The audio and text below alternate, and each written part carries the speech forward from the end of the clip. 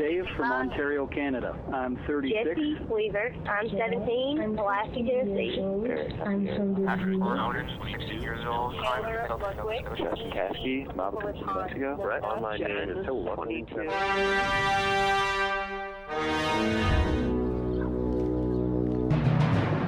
Hi there, my name's Christian Emmanuel Boroff.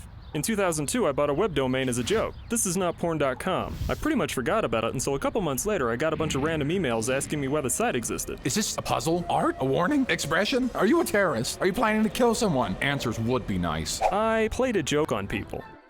A friend and I created a bunch of enigmatic web pages that looked like they had a secret purpose.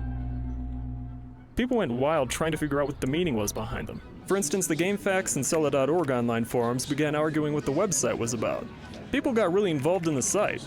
Seeing how much fun they were having, I wanted to create a real puzzle, instead of just a hoax. After some work, I posted a new riddle that I thought would be nearly impossible to crack, but I was wrong. Like in a bad action film, hackers from the different forums joined forces to crank through the pages. There was no way I could compete with these people.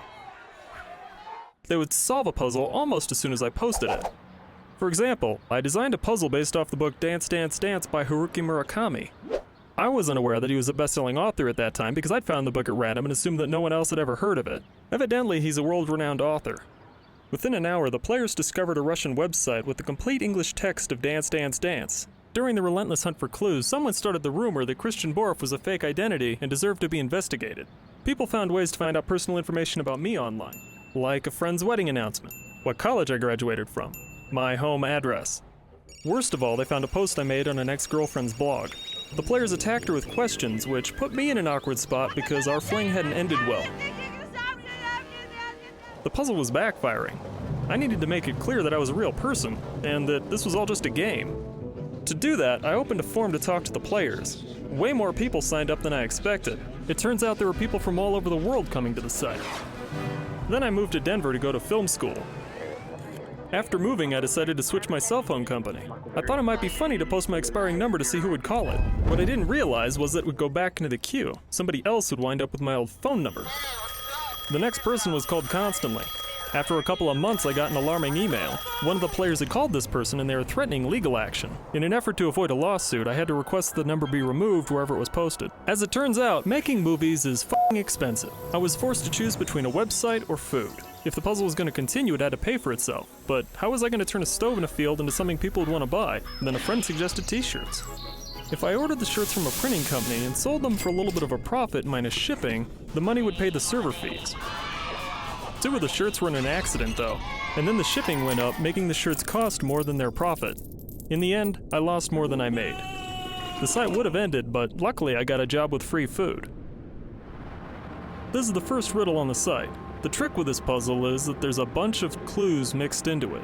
Selecting the entire page reveals hidden text. Importing that into a word processor and then resizing it to the smallest font possible, it creates an image. Alexander cut me, an oracle predicted me, a future king tied me, say my name to clear your path.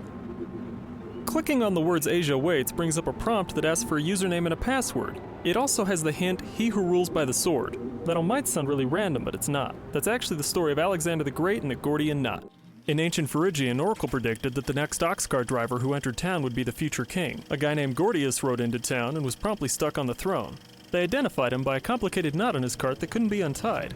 The oracle went on to say that whoever could unravel it would go on to rule the rest of Asia. Many years later, Alexander the Great stopped in town.